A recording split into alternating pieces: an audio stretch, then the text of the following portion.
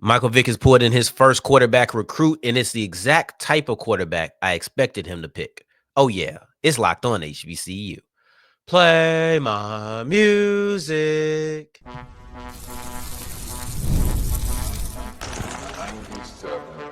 You are Locked On HBCU, your daily podcast covering HBCU sports. Part of the Locked On Podcast Network, your team every day. What's going on, family? Welcome back to another episode of the Locked On HBCU podcast, your number one daily one-stop shop for everything HBCU athletics, Monday through Friday. Part of the Locked On Podcast Network, your team every day. And I, of course, am Darian Gray, a.k.a. the Mouth of the South, Texas Southern alum and former TSU Herald Sports editor and current contributing writer at USA Today's Saints Wire. Thank you for going on this journey with me. Make a Locked On HBCU your first listen of the day every day. And remember, just because the mic cuts off does not mean that the journey is over. Just means it's time to follow me on Twitter at South Exclusives. Starts with an S and ends with an S. Today's episode is brought to you by Game Time. Download the Game Time app, create an account, and use the code LOCKEDONCollege to get $20 off your first purchase. We'll wrap up today's episode with a look at the newest HBCU basketball star and one of the more discussed players on my timeline, and it's not just because he's at an HBCU. In segment 2, Alabama A&M has their checklist of the things that they were looking for in a head coach. I thought that this look behind the scenes was interesting, and I wanted to give you that list to see how you felt about their criteria. But in segment 1, Norfolk State has a quarterback under Michael Vick. I don't know if Jalen Daniels will be the guy. I do still feel like they should keep him in a room, keep him in a conversation, but they have their first quarterback recruit. And this is what the recruit said about going to Norfolk State to be coached by Michael Vick. A blessing, honestly, someone that I looked up to and modeled my game after growing up. For him to take a chance on me, or excuse me, take a chance and give me an opportunity is amazing. That is what Earl Woods, the transfer in from Kennesaw State, said about the opportunity to play under Michael Vick. And this was what you expected, at least me. I expected him to go get a dual threat style of quarterback. I was curious, though, because just because he's one of the most iconic quarterbacks of that style ever doesn't necessarily mean that's what he wanted to get. Maybe he wanted to go get the stand in the pocket guy. I don't know. I would assume, like, if we're making assumptions, I would assume that he'd want to go get somebody who was similar to him, because the beautiful part about this is, as a first-time head coach and you're taking a quarterback, that's what everybody's going to be looking at Norfolk State for. Yes, we want to see wins. We want to see losses. We want to see what does that season look like. But there's going to be a special microscope on the quarterback position because he played quarterback, and it's quarterback, right? So, like, there's so many different things to this. You play quarterback, already a natural microscope. You play under Michael Vick and what that means for your team, a bigger microscope. And then you play quarterback under Michael Vick, one of the most legendary black quarterbacks of all time. That's 3 different microscopes all pointed at you at one time, right? When you're really thinking about it. That's 3 different microscopes all on Earl Woods if he is to become the starter. There's still going to be a competition, but that's a lot of eyes and a lot of pressure that comes with being the quarterback of Norfolk State when you play the game the way that Earl Woods plays it. The reason I think it's smart, I don't know if I went through this completely, so I want to try to get back and say that. The reason I think that it's smart for Michael Vick to go and say, I'm going to get a dual threat guy, is because at the end of the day, that's who he was. And as you're trying to find your footing as a head coach, you want something that you can fall back on. As you're trying to find your footing on what style of coach you want, let's at least let the quarterback position be something you can lean back on your firsthand experience with, right? I don't know what type of coach I'm going to be, but I know what type of quarterback I was, and I know how I saw situations, and I know you need to use your legs right then. Let me go get somebody who knows how to use his legs, and that is something that Earl Woods does really well. One thing I'll say about in today's day and age, the bar for being a dual threat quarterback has risen, which is a tad bit refreshing when you hear how the bar has actually lowered in so many other categories. But to be considered a dual threat quarterback, you can't just be able to scramble for 15. That's not enough anymore. Everybody can use their legs. That's just the truth. Justin Herbert is a great example. Justin Herbert is a very athletic quarterback. I do not consider him dual threat. Same with a Joe Burrow.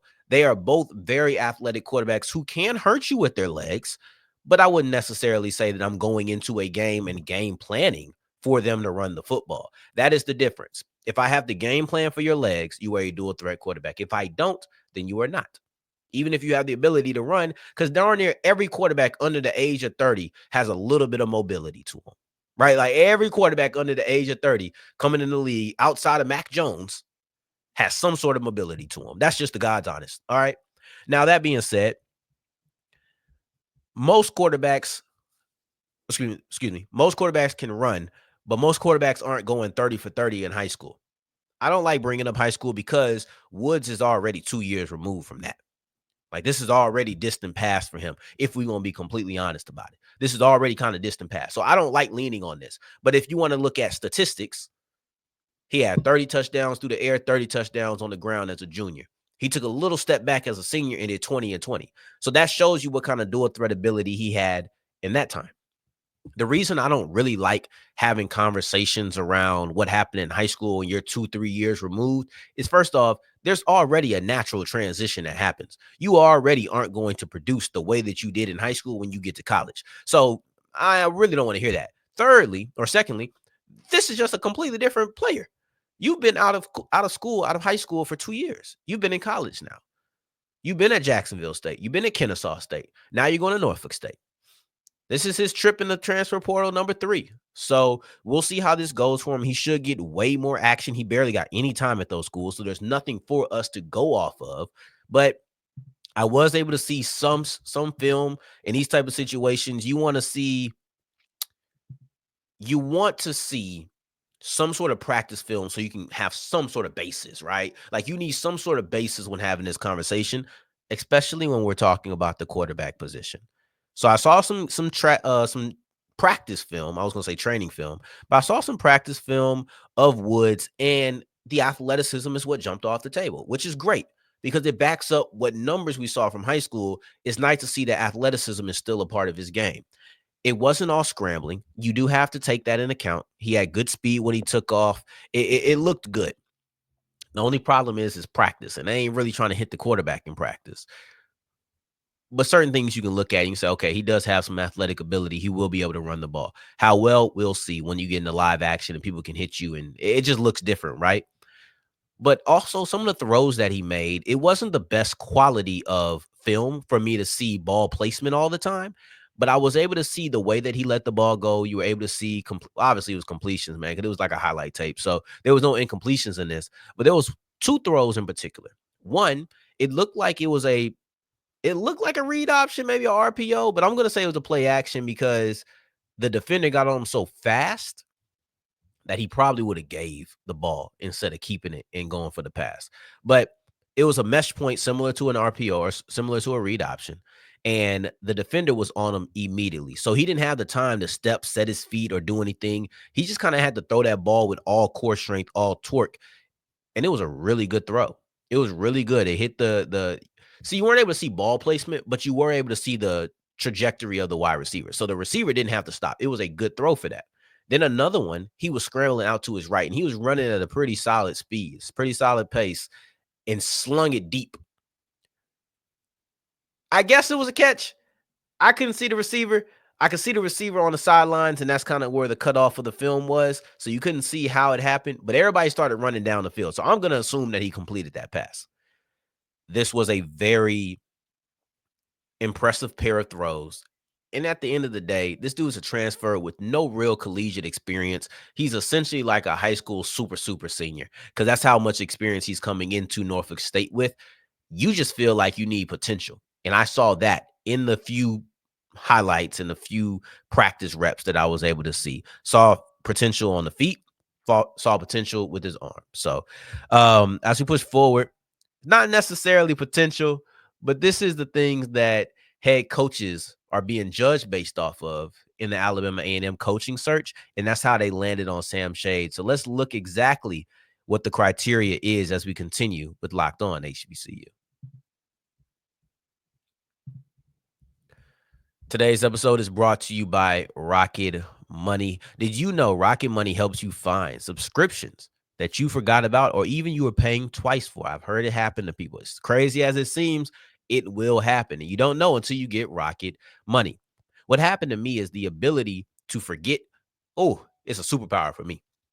And I definitely forgot about a couple of subscriptions that I was paying for that I stopped using and just kind of phased out of my life and phased out of my memory. Rocket Money is a personal finance app that helps find and cancel your unwanted subscriptions, monitors your spending, and helps lower your bills so you can grow your savings. It brings everything together in one place, whether that's subscriptions, spending habits, or even goals that you want to hit in the new year. It's 2025. Everybody's trying to get their money and their budget together. So go to Rocket Money and cancel your unwanted subscriptions and reach your financial goals faster with Rocket Money. Go to rocketmoney.com/locked on today. That's rocketmoney.com/locked on today. Rocketmoney.com/locked on. As we continue rolling on today's episode of Locked On HBCU, I appreciate you for making this your first listen of the day every day. For your second listen, make sure you're checking out Locked On SEC, Locked On Big Ten, because they have two major teams that are in this. You have Oregon, or excuse me, you have Ohio State, and you have Texas. So make sure you're checking, and Penn State. So make sure that you're checking those teams in those shows out. As we continue rolling, though, I thought that this was interesting. Because Alabama A&M had a very specific set of criteria. Shout out to our guys at Fox 54. Because they unveiled the criteria that Alabama A&M used in their coaching search.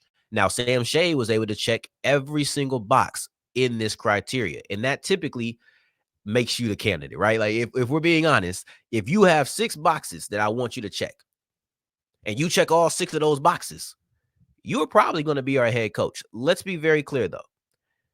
That did not mean that people who did not check these boxes were not included in the search. For example, Ed Reed. Ed Reed doesn't check 1, 2, 2 of these boxes, 2.5, right? He doesn't check a few of these boxes. He was still in consideration. So it is not as if you don't check this box, you can't be involved. But I did like the criteria, and I did like having the ability to peek behind the curtains. I did like being able to see what was going on and what was the conversations had behind closed doors. So this was the criteria. Number 1, played in college. This is not in any order. I'm just going through the 6 criteria. Played in college, played professionally, coached professionally, coached in high school and college. That's 1 combined together. HBCU coaching experience and the ability to recruit in Alabama. I thought that this was interesting because he checks all these boxes. Sam Shea played at the University of Alabama. He played professionally for 8 years on 2 teams. He was an assistant special teams coach for the Browns. So he coached professionally too. It wasn't long, but he did do that. The most interesting one to me was coach in high school and college, but he did that, Pinson Valley and Miles. And then HBCU coaching experience, obviously also at Miles. The ability to recruit Alabama, also Miles. Like he showed that at Miles, I should say. That was not necessarily there's no set criteria on how to check that, but he checked it by being at Miles College. Like I said, you look at it. Ed Reed, he played college. He played professionally. Many people don't know that Ed did actually coach professionally. He didn't coach in high school or college. He has no HBCU coaching experience.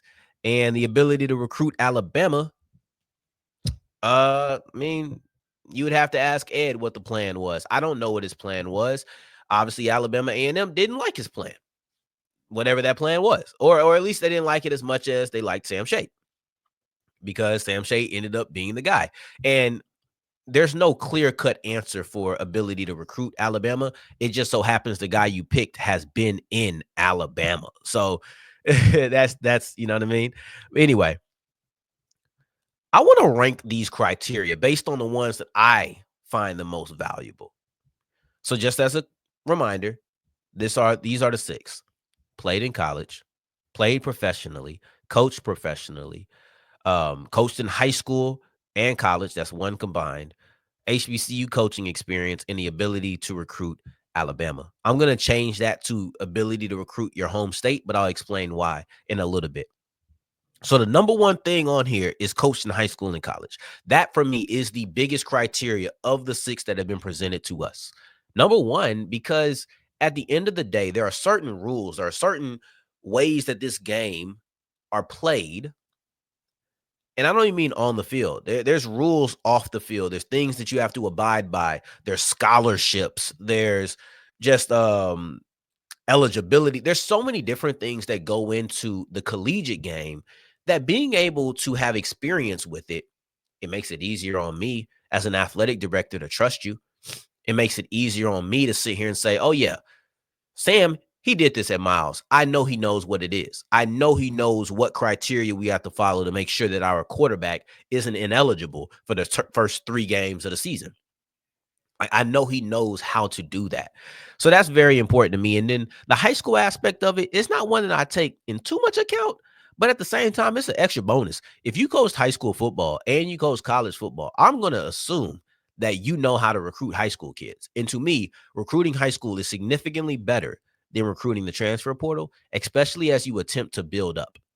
As you attempt to build up, recruiting on the high school ranks allows you to set a foundation of players who can be here for 3 to 4 years. Meanwhile, transfer portal guys, you got them for 2, 3 years a lot of time, maybe 3.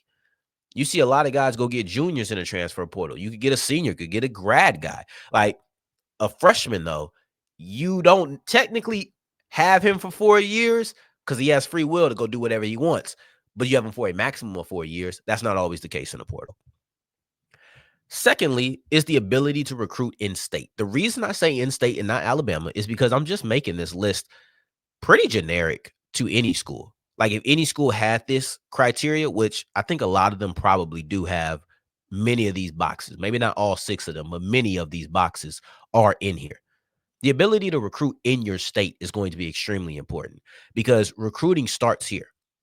A wise man once said, and I heard this and I haven't stopped regurgitating it since, that you win in college football based off of recruiting. That's how important it is. Like coaching matters and everything, but you got to accumulate the best talent. I love that because it does feel like that is a lot of times the difference. You go get great talent. You can't just go willy-nilly say, I'm going to go get the best, best. Like there was a point where LSU had the number 1 quarterback, number 1 running back, number 1 wide receiver, depending on where you look, number 1 cornerback as well. That don't happen in the NFL, right? Like you can't get the best quarterback, best running back, best wide receiver, and best corner. That just does not happen. It doesn't. And then be in the mix for the best defensive tackle. Like that does not happen. But in college, that's very plausible. So to me, recruiting in college is extremely important. That's why, and it starts in your own backyard, which is what Sam Shade said, which is the reason why I went ahead and put this at number 2. Number 3 is HBCU coaching experience, because you'll hear everybody speak about the culture that comes with understanding that culture that comes with this. I can't put it above the other 2 because I don't necessarily think you have to understand it, but I think it's a great benefit, a huge benefit when you actually understand the culture. It's a completely different conversation. So to me, this is something that is important, and it's something that's valuable. There we go. That's the best way to put it. Having HBCU experience is extremely valuable.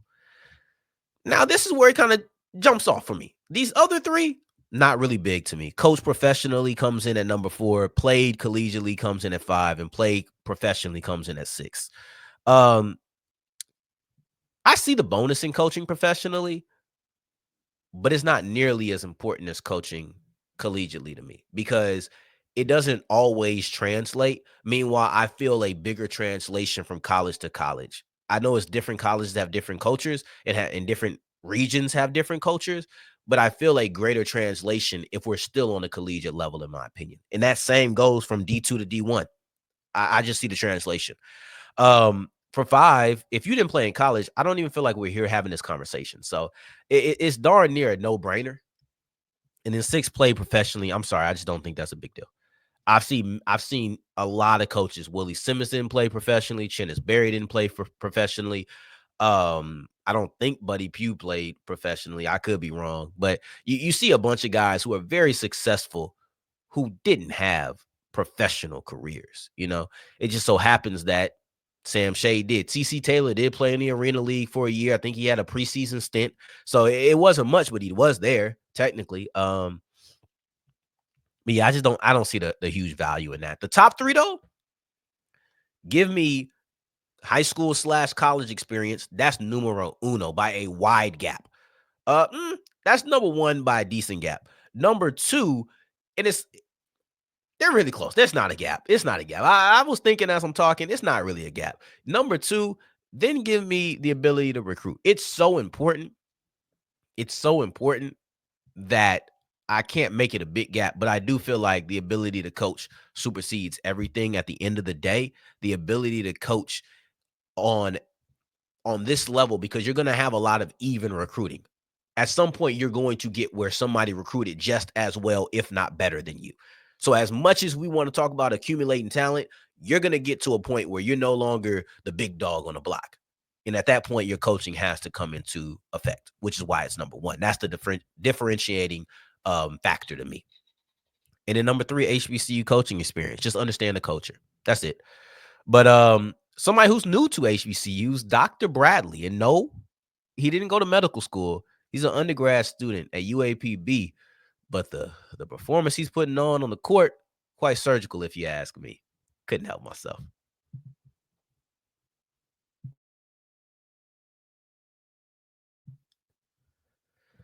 As we're wrapping up today's episode of Locked on HBCU, I appreciate you for making this your first listen of the day. Every day, making it all the way to segment 3, and I thank you 2 times for that. Thank you. Thank you. I want to say this real quick. This is funny to me. Dr. Bradley was one of the biggest talked about guys, and we're going to keep this very brief. Dr. Bradley was one of the most discussed players, not only in HBCU athletics, but in all athletics over the weekend, because he made his debut for UAPB. And when he made his debut, this was his stat line. And I'm going to keep it with 2 numbers in particular. 30 points, going to catch your eye immediately. 0 assists. And that was the funny part. People say he ain't passing at all, but he played 2 games, right? He played 2 games, one against Alabama A&M and then one against Alabama State. Bradley is a guard for University of Arkansas at Pine Bluff. And in his first game, he had 30 points. He did pair with 8 rebounds, right? Like, that's not really discussed. He paired it with 8 rebounds and 4 steals. So that was a really good game by him. And then in the second game, he said, fine. Y'all don't want me. Y'all tired of me not passing? I'm going to give you 35 points, but I'm going to give you 7 assists. I'm going to give you 6 rebounds, or excuse me, 7 rebounds as well. He led the team in points, assists, rebounds. He led the team in points and rebounds his first game, but then he had assists as well. And the biggest benefactor of all of this was Caleb Jones, who he went for 15 points on 5 of 8 from 3-point. All of his shots were 3-pointers. And he went 5 of 8. 4 of those made 3-pointers came courtesy of a pass from Dr. Bradley. So this is one of the more interesting stories, because I'm not going to say he heard the criticism, but I do think he understood he needed to pass the ball a little bit more. I do think he understood that, but he upped his output score-wise. He just shot the ball better. Everything, it was a much better game all around to me. So he went 11 of 18 from the field in his game 1. Then he went 12 of 17 from the field. He made 2 3-pointers this time after going 0 for 2. You're looking at free throws. He went 9 of 14 opposed to 8 of 16. Now, rebounds did go down by 1. I'll take that because your assist went up by 7. This was a great game by him. The only thing that you're really looking for out of Bradley to change is the fact that he gave me too many turnovers. He had 6 turnovers in the first game, 7 turnovers in the next game. He made his debut with his team. He's probably still working out his rhythm and everything. I don't know what the background is on why he didn't play for the first half of the year. I tried to find some of that before I came on here, and I didn't see it. I didn't see that, the answer to that question. But what I will say is that They're 0-2. But he's putting up performances that you can't help but feel like are going to lead to victories. And it's not just a one-man show. You had Dante Sawyer, not Dante Sawyer, but you had Christian Moore, who's averaging 12 points. He only had 8 against Alabama A&M, but he stepped up with Alabama or against Alabama State with 19. So you see an increase, and then you have Dante Sawyer, who I was about to talk about, who had 1 point versus Alabama A&M, and then against Alabama State, things got a little bit trickier, and I don't really understand this stat line. He has 0+ minutes. I don't know what that means, but he has 0+ minutes, and then he only has 1 personal foul. That's his only stat. So I'm going to assume an injury happened right away or something. I don't know what the deal is about that. But overall, Christian Moore and Dante Sawyer are your next 2 leading scorers, and they're in double digits. You have to feel as if Bradley probably isn't going to score 30 every game. This has to come down eventually. At this pace, he'll be up for 40 next week, going up 5 each time. But you have to assume that he'll come down a little bit, and other people are going to have to score the ball too. Every one of his assists, all 7 of them, went for 3-pointers. 4 of them were to Caleb Jones. 1 was to Christian Moore, and then you had a couple more to some other players. But it was just fascinating to me. He's come on to a 0-2 team, a team that has not won much in the out-of-conference either, and he's became the biggest story in HBCU basketball. Fascinating to me. One of the biggest stories in HBCU football was the rise of FAMU that preceded the fall of the Rattlers in 2024. Let's look at their season in review on tomorrow's episode, and I can't wait to see you because, this is going to be interesting. In the meantime, in between time, until the next time that we hear each other, family, take care, stay blessed. Peace.